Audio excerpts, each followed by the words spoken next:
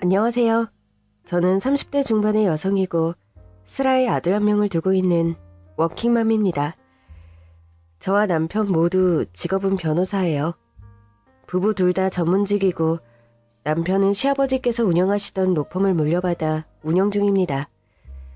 저나 남편이나 일적인 면에 있어서도 각자 인정받는 편이라 나름 성공한 인생이라고 주변에서 이야기들 합니다.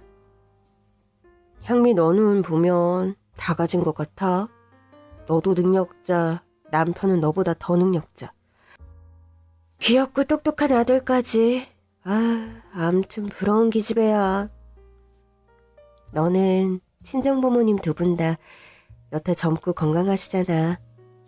나는 그게 더 부럽다. 변호사야 뭐. 요즘 흔한 게 변호사 아니니? 예전만큼 떼돈 버는 직업도 아니고. 요즘 뭐 옛날보다 변호사를 흔하다고 하지만 그래도 누구나 인정하는 전문직인데? 하긴 향미, 너는 그 자리까지 그냥 온 게 아니지. 다른 사람들보다 2배, 3배 노력해서 그 자리에 왔다는 거 나는 인정? 사실 제가요, 가정환경이 평범하고 유복하지 못합니다. 세상 천지 천의 고아라는 말이 있죠. 제가 그런 경우에 속한 사람이었고 저는 태어나자마자 고아원에 버려졌다 합니다. 유년기와 사춘기 시절 모두를 고아원에서 보냈고 고아원 퇴소 후 정말 죽을 둥 살 둥 노력해서 법대에 들어갔습니다. 어린 시절 가끔 장래희망을 적어내는 걸 학교에서 하면 놀림을 받던 저였죠. 뭐? 향미, 네 꿈이 변호사야? 응, 나는 커서 변호사가 되고 싶어. 넌 공부도 중간 정도고 게다가 고아원에 사는데 어떻게 변호사가 되냐? 성적은 오르면 되고. 왜? 고아원 살면 변호사 되지 말란 법이라도 있니? 대학 가려면 돈 되게 많이 드는데. 게다가 변호사 되려면 돈 엄청 든다고 우리 엄마가 그러더라. 넌 그런 지원도 못 받을 텐데 뭔 변호사. 툭하면 친구들에게 그런 놀림을 받는 저였죠. 제가 사실 초등학교 때까지만 해도 공부를 그리 잘하는 축에 속하지 못했습니다. 그런데도 어린 시절부터 제 꿈은 시종일관 변호사였어요. 어린 마음에 뭔가 억울한 사람들의 답답한 상황을 변호해주는 변호사라는 직업이 참 멋져 보였거든요. 그리고 그 당시만 해도 돈도 많이 벌고 사람들이 우러러보는 직업이라는 점도 가진 거 하나 없는 고아원 출신의 제가 꿈으로 간직하기에 멋진 직업임이 분명했죠. 학원을 제대로 다닐 수 있는 것도 아니고 참고서를 원하는 만큼 살 수 있는 환경도 아니고 제가 처한 환경에서 공부를 잘하는 게 쉬운 일은 아니었지만 전 꿈을 생각해서 악착같이 공부했습니다. 수미야, 매점 심부름 내가 대신해주고 너 보는 참고서랑 문제집 나도 풀면 안 되니? 그럴 거면 대신 학원 숙제 좀 해줄래? 참고서랑 문제집도 대신 공부한 티 좀 내주고. 알았어, 그렇게 할게. 매점 심부름도 해줘야 돼. 알았어, 필요할 때 말만 해. 저는 그런 식으로 참고서와 문제집을 친구들에게 동양하며 공부했고 그 결과 중학교를 졸업할 즈음엔 최상위권의 성적을 유지할 수 있었습니다. 학창시절 그렇게 독하게 공부한 저였지만 어쩌면 저는 지금의 제 남편이 아니었다면 법대 진학이 어려웠을 수도 있습니다. 현실적으로 입시 준비에 들어가는 시간과 돈을 생각하면 경제적인 뒷받침 없이 명문 법대에 들어가는 게 힘든 것이 사실이잖아요.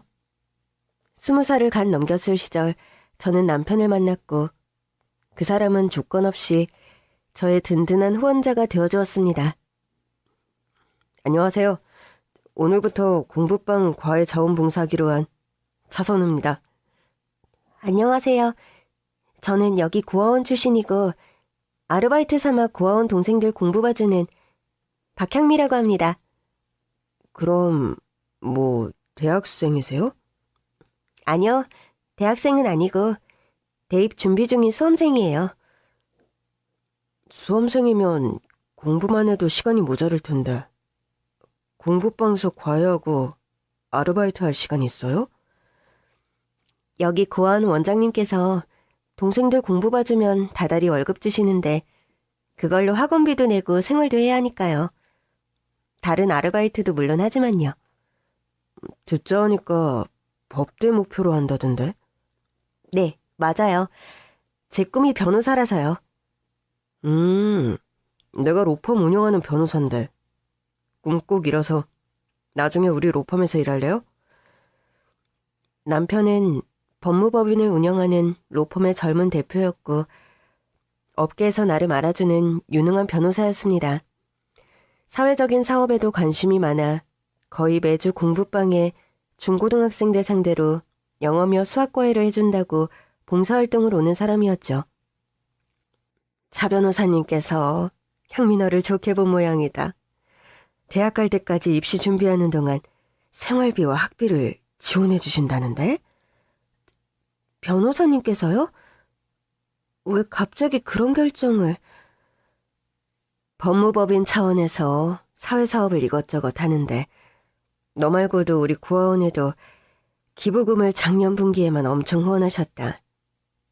네 꿈이 변호사라 하니 더 애정이 가서 그런 모양인데. 다음 주부터는 공부방 과외 오지 말고 공부에 매진하렴. 잘된 일이고 감사한 일이긴 한데 좀 얼떨떨하네요. 저번에 만났을 때도 그런 말씀 전혀 없으셨는데 네 면전에 대고 말하면 네가 부담스러울까 봐 그러셨겠지 뭐. 후원금 내면서도 떠벌리거나 광고 효과로 하려는 분이 아니니까 기회다 생각하고 열심히 해봐. 너 성적도 좋았는데 잘만 하면 올해 입시에서 명문법대에 합격할 수 있을 거야. 안 그래? 네. 여러모로 신경 써주셔서 감사해요. 원장 선생님. 열심히 해보겠습니다. 처음에 남편은 고아원 공부방에 자원봉사로 온 저의 후원자였습니다. 로펌의 젊은 대표이긴 했지만 저와 나이 차이도 꽤 있었고 그가 처한 자리 자체가 훨씬 저보다 큰 사람처럼 느껴지는 사람이어서 이성적인 호감이나 그런 것을 생각할 순 없었죠. 전 그 사람의 후원으로 1년간 입시 준비에 매진할 수 있었고 원하는 대학의 법대에 합격할 수 있었습니다. 차 대표님, 정말 감사드려요. 덕분에 원하는 대학에 합격했습니다. 그냥 합격이 아니라 장학금도 받게 됐다면서요? 축하해요. 대표님 후원이 아니었더라면 저 이렇게 빨리 입시해서 좋은 결과 얻지 못했을 거예요. 본인이 노력한 부분이 제일 크죠 뭐. 대학 들어가기 전에 우리 로펌서 아르바이트 한번 해볼래요?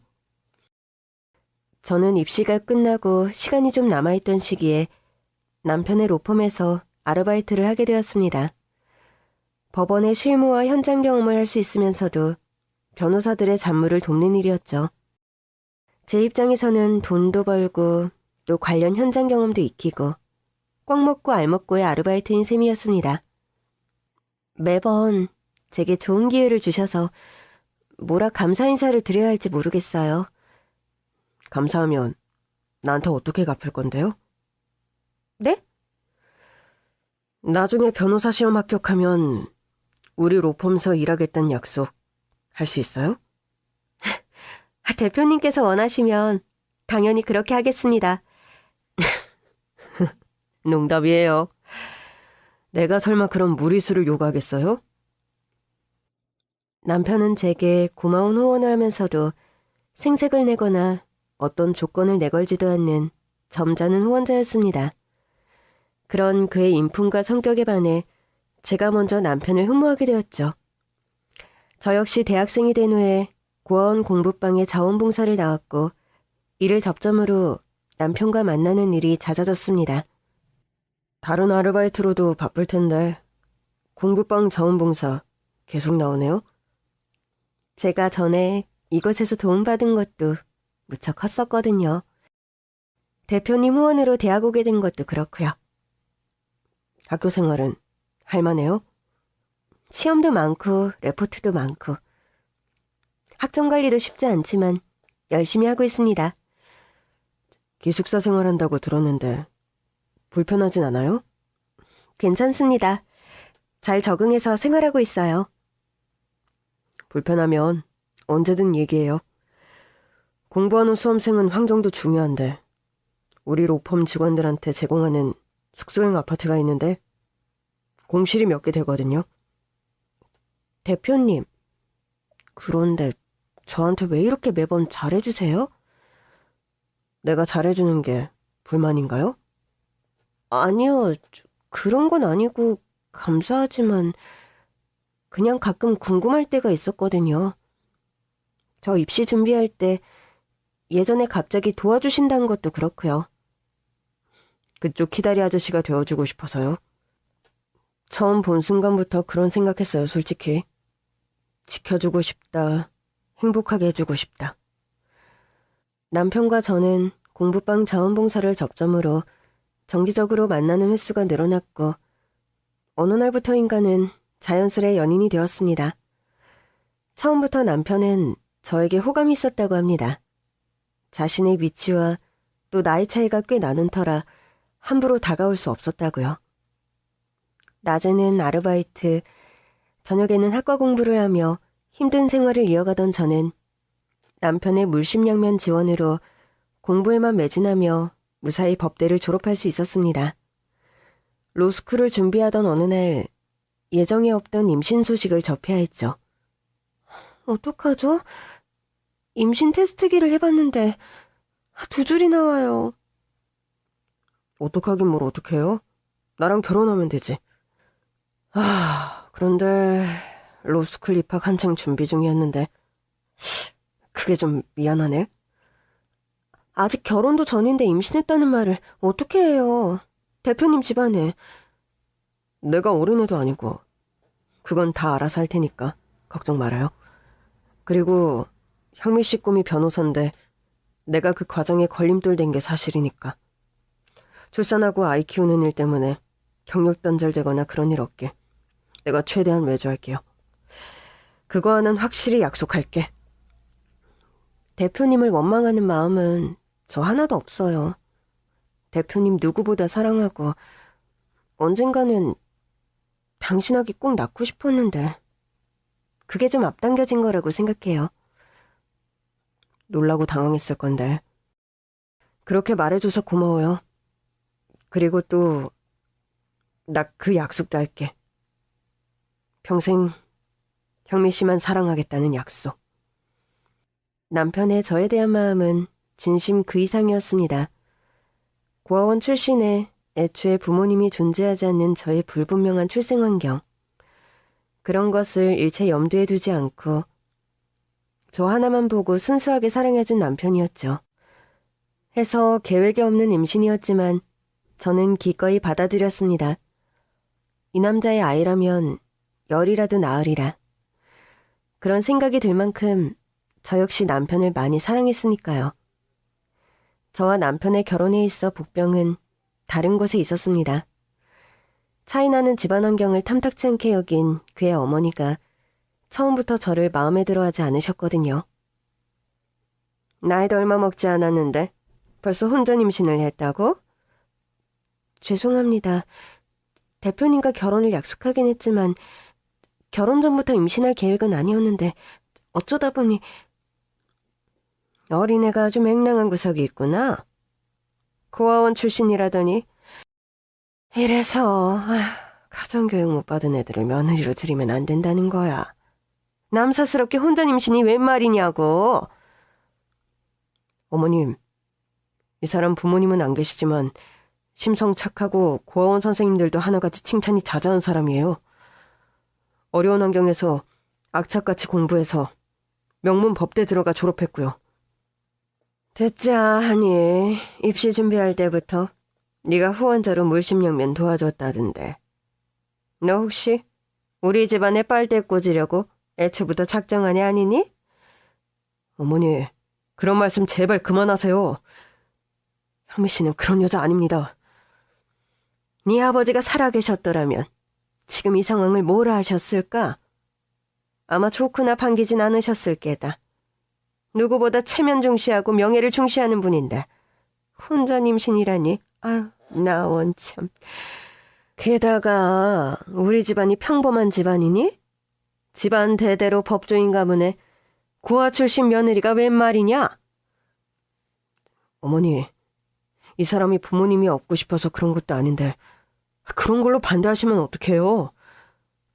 가정환경이 유복한 건 아니지만 이 사람 누구보다 똑똑하고 능력도 있는 사람입니다. 아이 낳고 로스쿨 들어가 변호사 시험도 충분히 합격할 거라고요. 누가 지금 학벌 가지고 운운하니?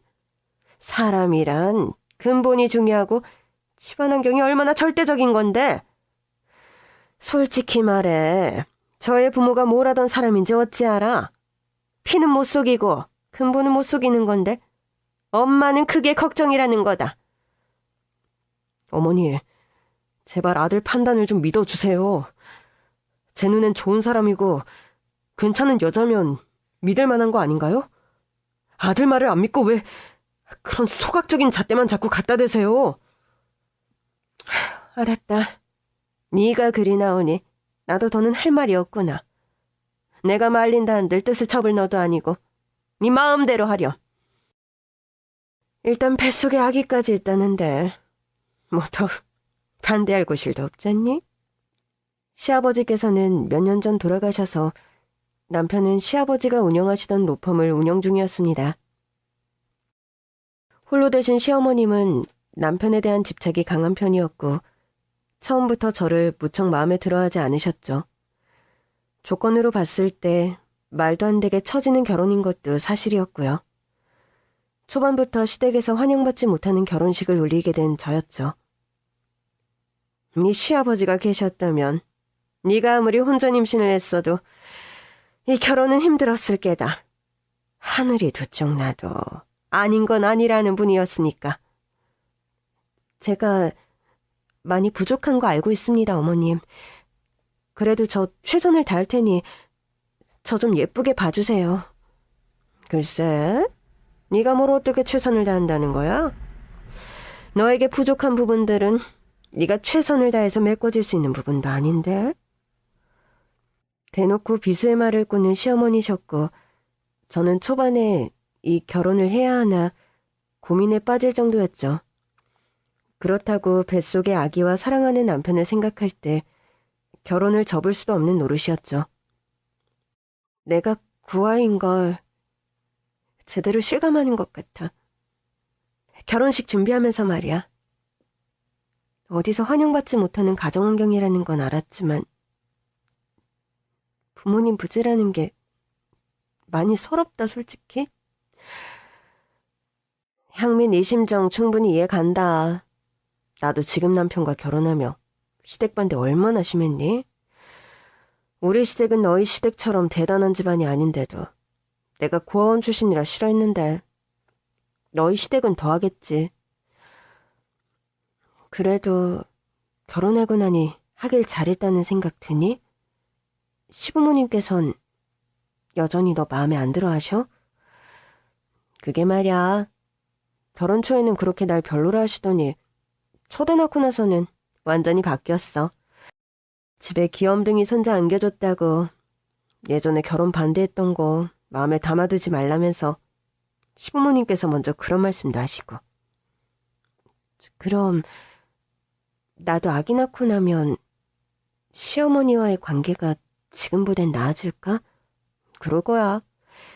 우리 시부모님도 처음엔 날 반대하시다 손주 낳고 나서는 가족으로 받아들이셔서 그런지 많이 누그러지시고 이젠 날 예뻐하시는걸?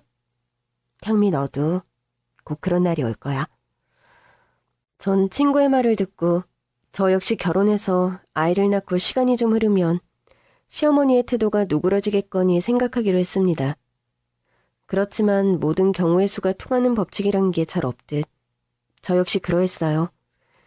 시어머니는 제가 결혼해서 시간이 지나 아기를 낳은 후에도 태도에 변함이 없었습니다. 도리어 저희 아들이 100일을 간 넘겼을 때 저는 정말이지 시어머니로부터 황당한 요구를 들어야 했어요. 아무리 생각해도 구화 출신인 네가 우리 선우와 속전속결로 결혼했다는 게 나는 미심쩍다. 어머님, 무슨 말씀이세요, 그게? 너도 다 알아들었으면서 그래?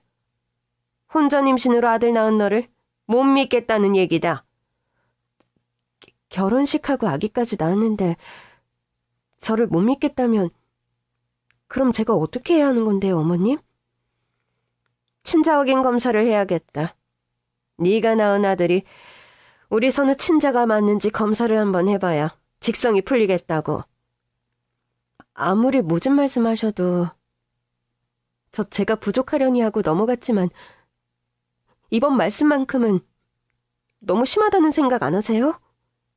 어떻게 100일 넘긴 아기 앞에서 저에게 그런 말씀을 하세요? 네? 그 아가 몸뚱아리 함부로 굴릴 수도 있잖아. 안 그러니? 전 시어머니의 그 말에 너무 충격을 받아 한동안 아무 말도 못하고 그런 시어머니를 쳐다보았습니다. 아무리 볼 것 없는 며느리가 마음에 안 들고 박대하고 싶어도 할 말 못할 말이 있는 거잖아요. 전 정말이지 이건 아니다 싶어 뭐라고 하려는데 갑자기 방문이 열리면서 남편이 안으로 들어오더군요. 아니, 선우, 네가 웬일이야? 로펌서 한참 업무 볼 시간에. 오늘 몸이 좀 안 좋아서 일찍 들어왔습니다. 지금 제 아내에게 대체 무슨 말씀하시는 거예요? 너도 밖에서 들었으면 다 알겠구나. 뭐 이왕 들었다니 잘됐다. 다른 집서도 요즘 조금 꺼림칙하면 친자 확인 검사. 그거 다 유행처럼 한다는구나. 우리도 이참에 좀 더 확실하게 하자는 의미로. 됐어요. 저는 이 사람 믿습니다.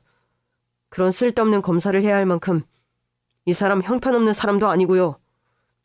아니, 너는 왜 대뜸 흥분부터 하고 그러니? 엄마가 다 너 생각해서 하는 말인데. 절 진정으로 생각해서 하시는 말씀이라고요? 그래. 내가 뭐 말 잘못했니?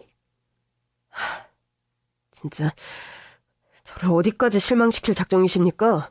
예? 그렇게 말하며 시어머니를 노려보는 남편의 눈빛이 심하게 흔들리더군요. 그런 남편의 표정을 보고 있자니 뭔가 다른 심각한 일이 있구나 싶은 직감이 들었습니다.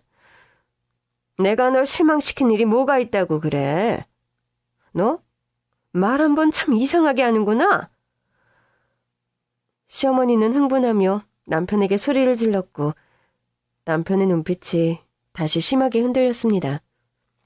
그리고 그 순간 역대급 반전이 저희 집안에 찾아왔죠. 어머니, 제가 지금도 아무것도 모르고 있다고 생각하세요? 아니, 그건 또 무슨 말이야? 네가 몰랐던 일이라도 있단 말이냐? 남편은 갑자기 서류 가방 안에서 낡은 노트 한 권을 꺼내는 겁니다. 그걸 꺼내서 시어머니의 면상에 던지듯 건네는 남편이었어요. 이게 뭔지 아십니까? 이게 뭐길래 나한테 이런 식으로 던지듯이 하는 거냐? 궁금하시다면 지금이라도 찬찬히 좀 읽어보시죠. 남편의 말에 시어머니는 돋보기를 꺼내들고 그 낡은 노트를 읽더군요. 그리고 잠시 후 노트를 한 장 한 장 읽어가는 시어머니의 손이 심하게 떨리기 시작했습니다. 표정도 불그락 푸르락 하는 것이 예사롭지 않게 변하더군요. 대체 남편이 꺼내든 저 노트가 무엇일까? 궁금함이 있는 저였습니다. 너 이걸 대체 어디서 발견했니? 이딴 게 왜 너한테서 나오냐고! 그 안의 내용들이 모두 진실이란 건 부인하지 않으시는군요. 누가 이걸 너에게 진실이라고 하더냐? 누군지 모르지만 소설도 아주 그럴듯하게 지어냈구나. 너 설마 이 노트 안에 있는 내용들을 다 믿는 건 아니겠지? 이제 제발 그만하세요. 가증스런 거짓말. 더 이상 내 앞에서 제발 그만하시라고요. 남편은 여태껏 본 적 없는 날카롭고 격양된 태도로 소리를 지르는 겁니다. 전 도무지 무슨 영문인지 판단할 수 없어 어안이 벙벙할 지경이었죠. 여보, 대체 무슨 일이길래 어머니께 그렇게 소리를 질러요? 더 이상 이 여자에게 어머니랑 소리하지 마. 이 사람은 내 어머니가 아니라고! 부들부들 떨며 분노에 치민 얼굴로 소리를 지르는 남편이었습니다. 미국 사시던 이모님께서 얼마 전에 귀국하셨습니다. 수소문 끝에 이모님께서 로펌으로 저를 찾아오셨더군요. 제가 차마 믿지 못했던 이 일기장의 내용이 다 진실이라는 걸 전 그분에게 다 확인받았어요. 그래도 내 말을 한번 들어봐야 할 거 아니니? 평생 아기 때부터 널 키워온 건 나야. 그 여자가 아니라. 그 여자는 널 낳기만 했을 뿐. 내 어머니가 날 키우지 못한 건 바로 당신 때문이었어. 아무 잘못 없는 내 친어머니를 영화의 추운 날씨에 내쫓다시피 집 밖으로 몰고 아내 자리를 차지해 이날 이때껏 그렇게 가식적으로 살아온 게 당신이란 사람의 실체잖아. 남편은 무섭게 소리 지르며 시어머니를 노려보았고 남편의 서술에 시어머니는 도망치듯 자리를 떠났습니다. 시어머니가 가고 전 당장 남편에게 물었죠. 여보, 이게 대체 무슨 일이에요? 어머님이 당신 친어머니가 아니란 말이에요? 나도 최근에 알게 된 사실이야. 처음엔 믿을 수가 없어서 머리가 아프고 혼동스럽더군. 사실 확인을 하는데 며칠 시간이 걸렸어. 사태가 내 선에서 좀 정리되면 당신에게 말한다는 걸. 이런 상황이 되어버렸네. 미안해. 당신이 나한테 미안할 일은 없어요. 그런데 대체 이게 무슨 노릇인 건지. 어머님이 당신 친어머니가 아니란 사실은 대체 어떻게 알게 된 거예요? 저희 남편이요. 사실 아기가 태어난 후로 아들 바보인 사람입니다. 가끔 동료들이 아기 사진을 보여주며 자신의 어렸을 적 사진과 대조해서 붕어빵임을 자랑하는 걸 보고 본인의 어렸을 적 사진을 찾고 싶었나 봅니다. 우리 진석이 하루하루 커가는 걸 보다 보니까 문득 내가 아기였을 적의 사진이 궁금하더라고. 아버지 서재에 옛날 사진이 보관되어 있어서 그곳을 뒤져보다가 그만. 시댁에는 시아버지께서 생전 쓰시던 서재가 그대로 있습니다. 법률 서적도 원체 많고 로펌 관련 자료들도 보관되어 있어서 남편도 가끔 회사 관련 필요한 자료가 있으면 아버님 서재를 찾곤 했는데 그날은 좀 다른 목적으로 시아버지 서재에 갔던 거죠. 시아버지가 쓰시던 책상 서랍의 맨 밑에서 남편은 어찌 보면 판도라의 상자와도 같은 옛날 남편 친어머니의 일기장을 발견했던 겁니다. 아마 그 일기장의 존재는 생전 시아버지만 알고 있었던 듯합니다. 그 노트를 보고 정체가 뭔지 몰라봤던 시어머니였으니까요. 그럼 이 낡은 노트가 당신 친어머니의 일기장이란 말이에요? 그래. 난 그런 줄도 모르고 이날 이때껏 진짜 친어머니의 존재도 모르고 살아왔으니 내가 얼마나 어리석은지. 남편은 평소에 웬만해서 눈물을 보이지 않는 사람인데 통항과 비탄의 오열을 마구 쏟아내는 남편이었습니다.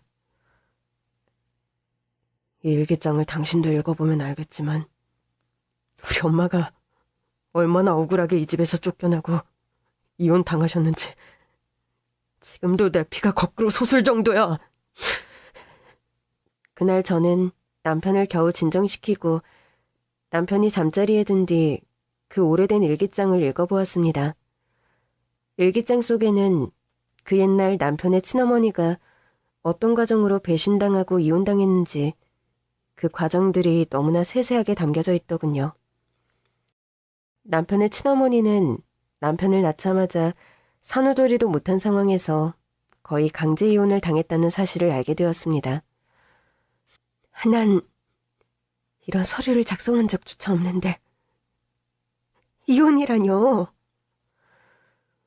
당신이 분명 다 서류에 사인한 사항이고 우리는 이제 법적으로 남남이야. 아이 양육권은 아이 아빠가 갖기로 했으니 그리 알아요. 아기는 내가 친아들처럼 잘 키울 테니 걱정 말고. 너희들은 하늘이 무섭지도 않니? 어떻게 내 아기까지 뺏어가려 들어? 그래, 내 남편은 네가 가지든 말든 나 이제 아무 상관도 안 해. 그렇지만 내 아기는 절대 줄 수 없어. 누구에게도. 아무리 엄마라도 뭐 능력이 있어야 아기를 키우지. 무슨 돈으로 아기를 키울 건데? 그리고 툭하면 불면증으로 약 먹는 주제에 무슨 정신이 온전해서 아기를 키운다는 거야? 남편이 하도 바람 피워 집에 안 들어온 일이 잦다 보니 불면증이 생기더라. 그래서 불면증 약 먹는 거 가지고 지금 그거 가지고 꼬투리 잡겠다는 거야? 너도 알다시피 아기 키우는 게 보통 일이니? 정신과 몸이 건강해도 쉬운 일이 아닌데 그걸 네가 어떻게 감당하겠다는 거야? 니까짓게 뭘 알아서 그렇게 큰 소리야? 너하고 나 서로 안 세월이 얼마니? 난 널 20년 넘게 알았어. 자매 같은 친구 사이에 내가 네 성격 모르고 약점 몰라? 너 말 한 번 잘하는구나. 그래, 자매 같은 친구면 친구 남편 뺏어도 되는 거야? 네 입에서 자매 같은 친구라는 소리가 나오니?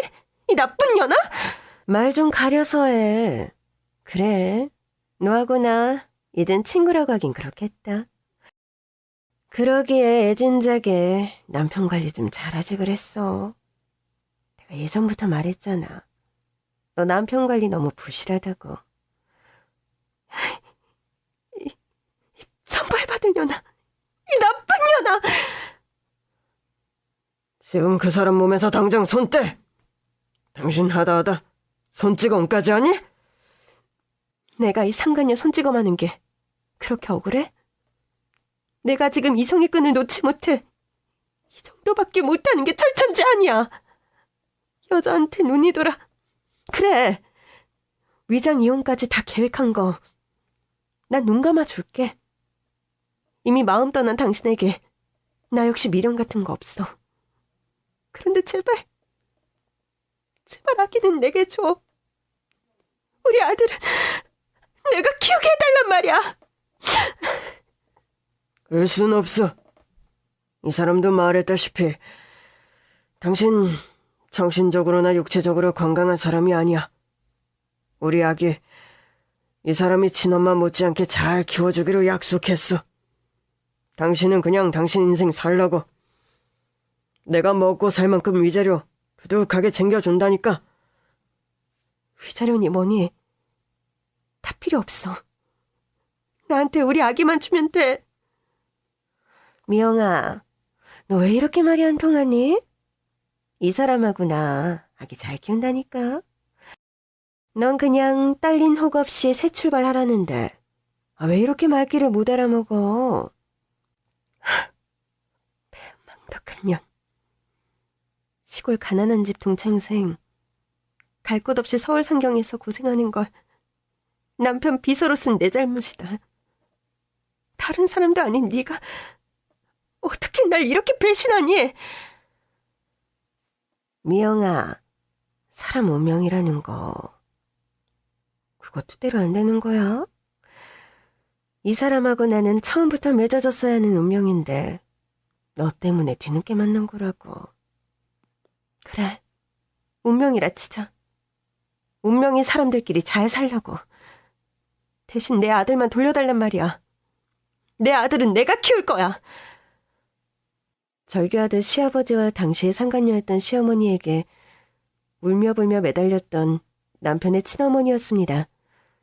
시어머니는 당시 고향 친구의 남편과 불륜에 빠져 가정을 파탄낸 장본인이었습니다.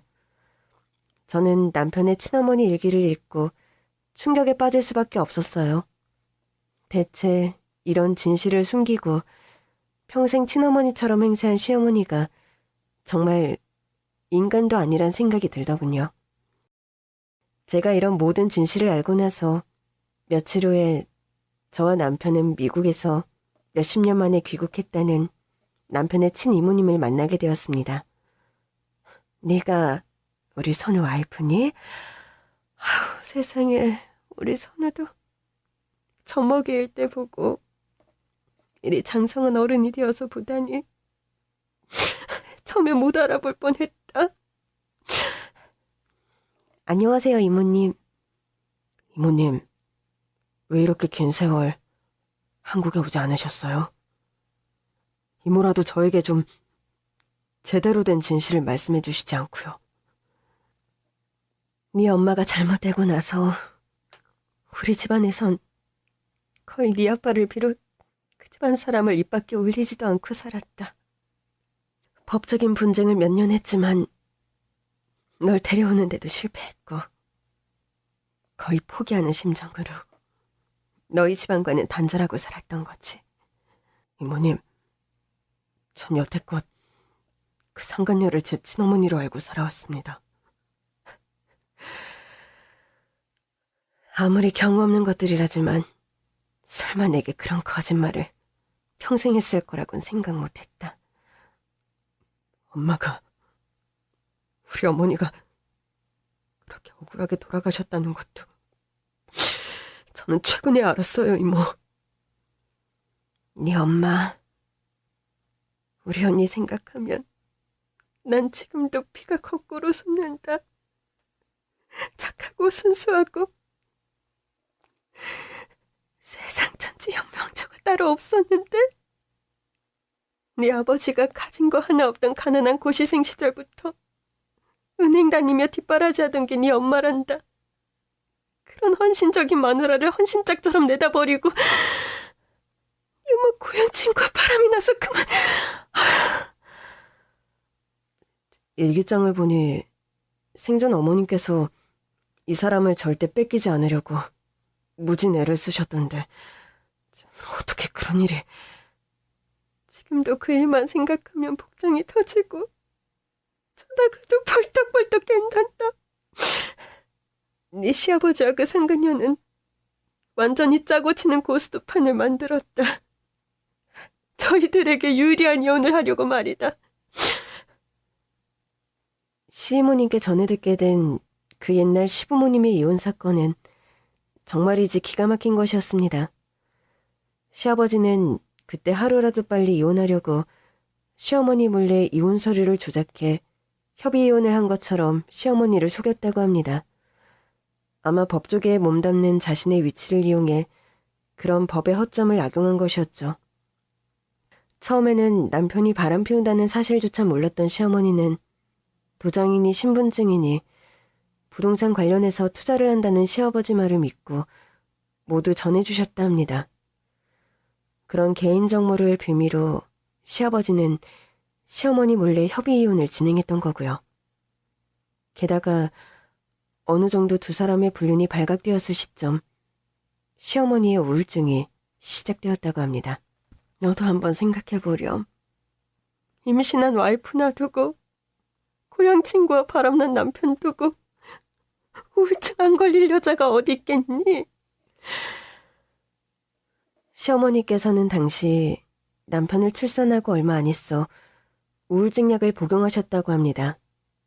원체 불면증이 있어서 가끔 불면증 약을 먹는 시어머니를 두고 시아버지와 당시 상간녀였던 시어머니는 남편의 친어머니를 정신적으로 문제 있는 사람으로 몰고 갔다는 겁니다. 그런 말도 안 되는 약점을 빌미로 결국 갓난아기였던 너를 결국 우리 언니 품에서 빼앗아간 그들이었다. 그 충격으로 언니는 심장병을 얻어 이혼하고 3년도 채 안 돼서 병을 달리하고 말았어. 아니, 세상에, 어떻게 그런 말도 안 되는 일이. 어머니, 불쌍한 우리 어머니. 저 지금이라도 그 못된 상간녀를 가만두지 않겠습니다. 절대로요.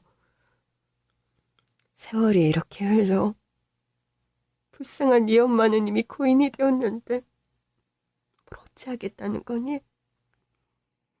게다가 잘못한 당사자인 네 아버지까지 명을 달리한 마당에 이모, 그래도 이건 너무 말이 안 되잖아요. 우리 어머니 불쌍해서 어쩌라고요, 네? 우리 엄마 억울한 거 누가 풀어줘야 하잖아요. 우리라고 그런 생각 안 해봤겠니? 선우야, 죄값은 죄 지은 사람들이 저승에 가서 받게 두거라. 넌 그냥 네 삶을 잘 살아. 그게 하늘에 있는 네 엄마가 바라는 바일 게다. 그런 말로 남편을 달래는 시이모님이었습니다. 시이모님은 그 옛날 시어머니께서 비극적으로 명을 달리하신 후 충격을 받고 미국 이민을 떠나셨답니다. 평생 결혼도 하지 않으시고 미국에서 간호사 생활을 하시다 최근 귀국을 결정하신 이모님이셨죠. 남편은 이모님의 만류에도 쉽사리 배신감과 증오심에서 빠져나오지 못했습니다. 하긴 말이 쉽지 어디 용서가 쉬운 일인가요?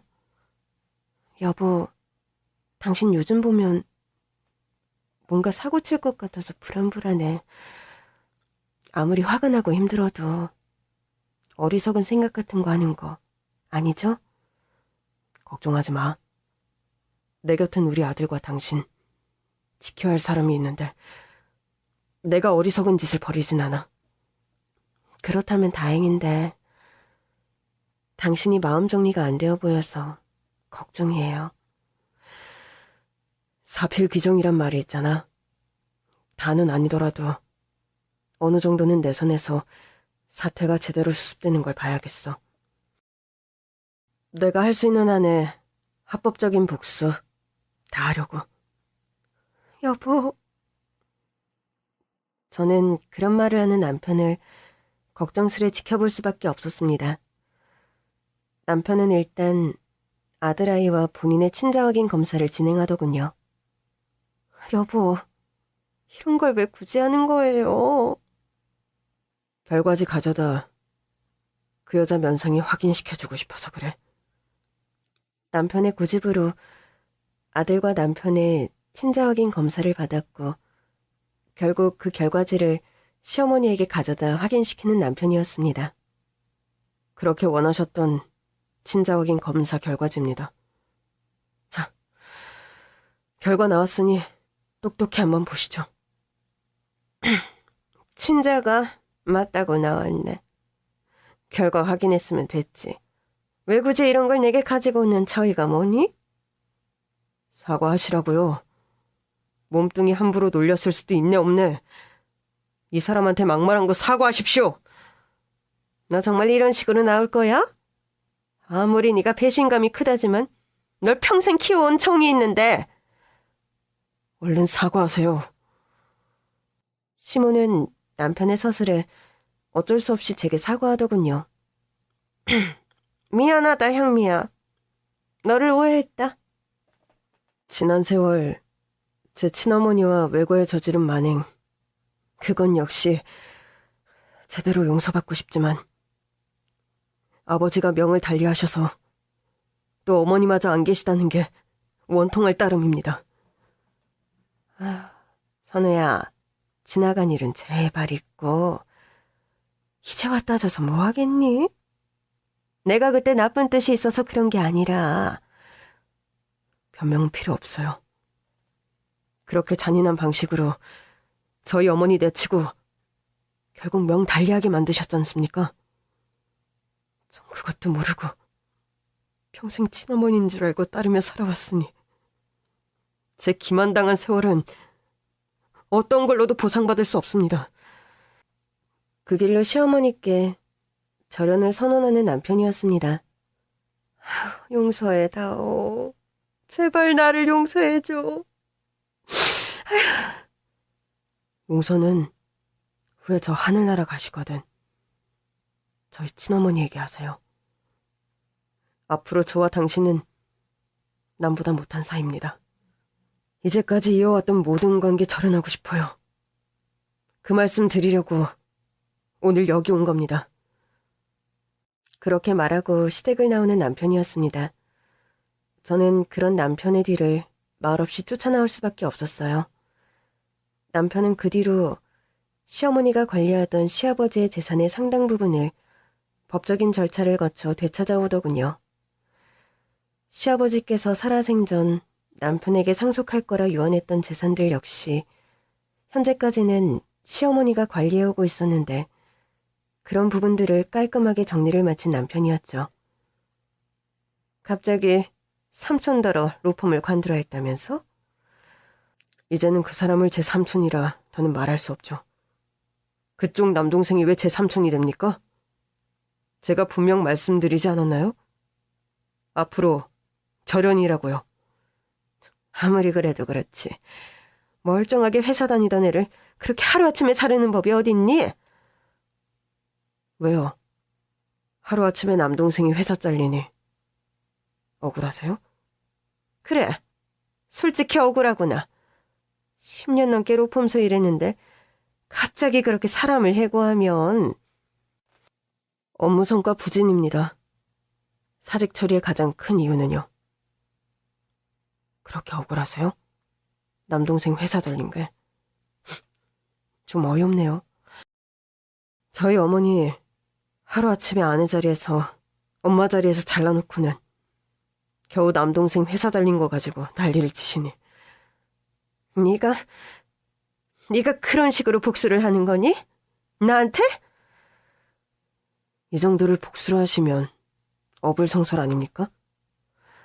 드라마나 영화처럼 사적인 복수가 가능한 상황이었다면 전 솔직히 더한 것도 했을 거예요. 내가 사람 새끼를 거둔 것이 아니라 호랑이 자식을 거뒀구나. 입은 비뚤어져도 말은 바로 하랬습니다.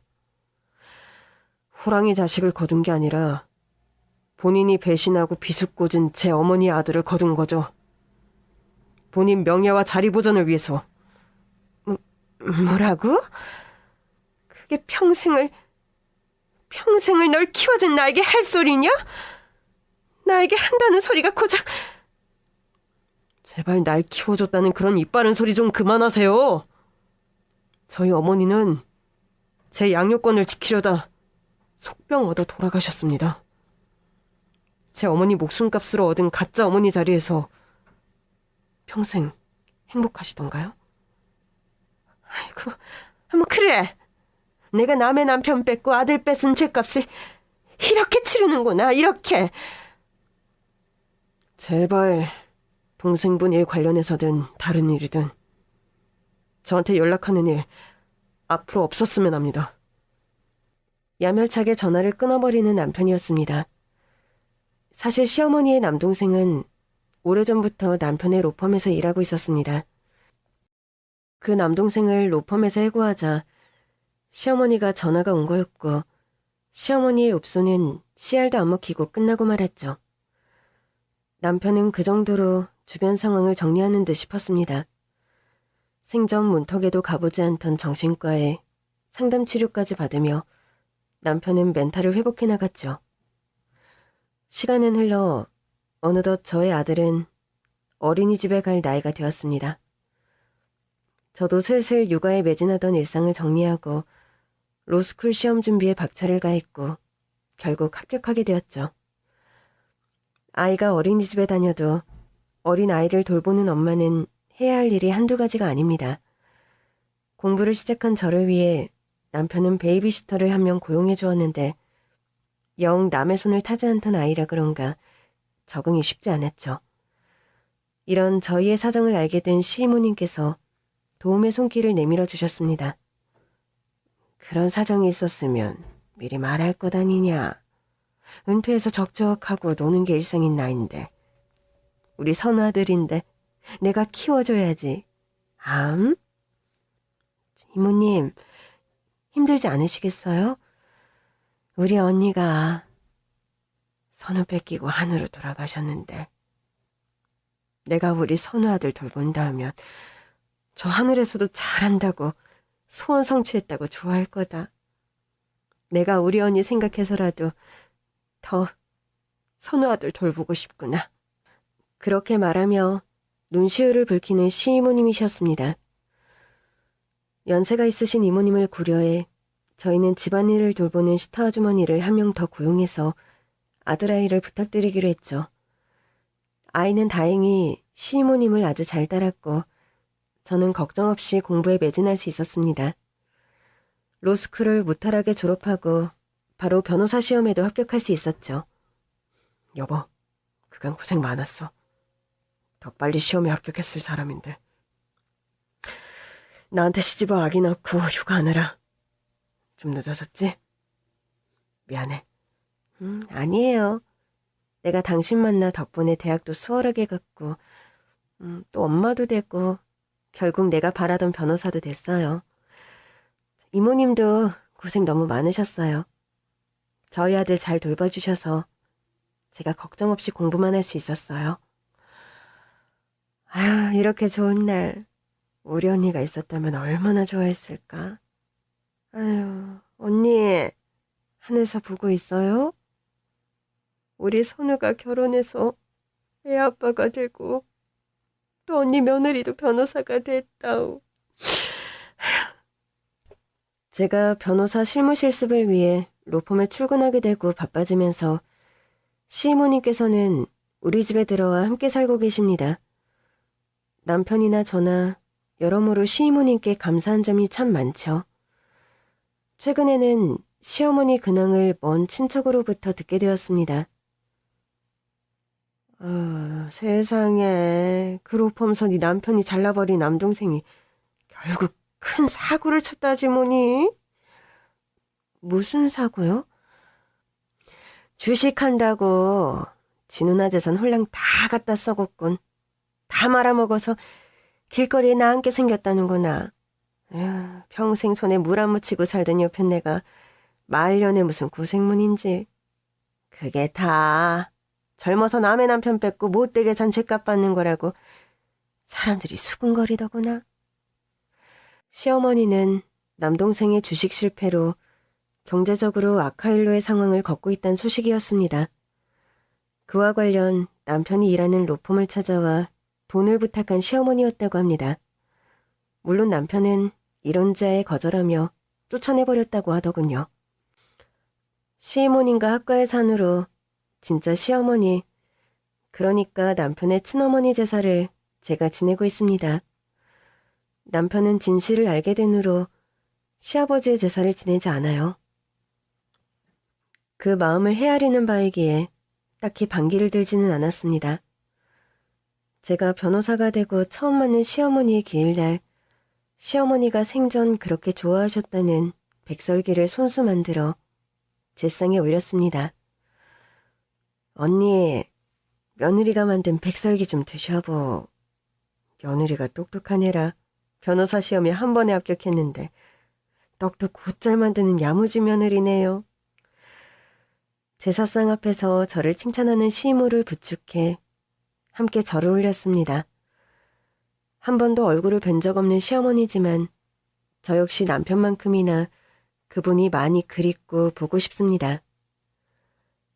어머님, 하얀 백설기처럼 이제는 마음 깨끗하게 비우시고 그곳에서 편하게 쉬셨으면 좋겠습니다.